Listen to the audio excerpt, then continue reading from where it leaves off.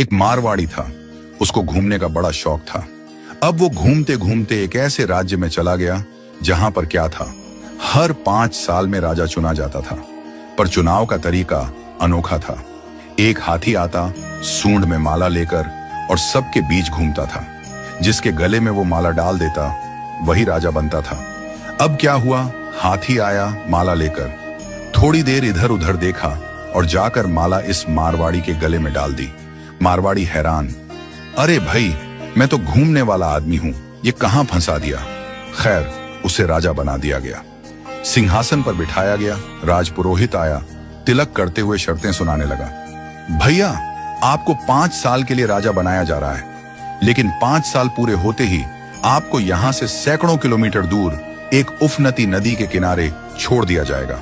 उस नदी में घड़ियाल हैं, मगरमच्छ हैं, जिनकी वजह से आप नदी पार नहीं कर सकते।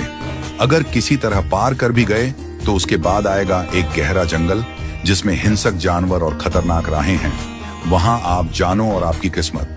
अब तक जो भी राजा बना था उसे मालूम था कि 5 साल बाद मरना तय है, तो वह 5 साल बस ऐश करता था, भोग विलास, मजा, तामझाम। लेकिन यह मारवाड़ी अलग निकला। उसने सोचना शुरू किया, अब मुझे 5 साल बाद क्या करना है। राज्य की जो भी आमदनी आती थी उसमें से 51% जनता की भलाई में लगाने लगा, और बचे हुए 49% से उसने अपने आगे की प्लानिंग की। पहले साल उसने नदी पर एक पुल बनवाया, दूसरे साल उस पार के जंगल को साफ करवाया, खेती के लायक जमीन बनवाई, तीसरे साल वहां सड़कें बनवाई, लोग वहां बसने लगे, गांव और मोहल्ले बनने लगे। चौथे साल एक छोटा सा महल बनवाया जहां वह आगे जाकर रह सके। 5वें साल अपने जीवन भर का खर्च, जरूरी चीजें, अनाज, सब कुछ वहां स्टोर करवा दिया। अब 5 साल पूरे हो गए। परंपरा के अनुसार लोग उसे ढोल नगाड़ों के साथ विदा करने आए। लोगों की आंखों में आंसू थे।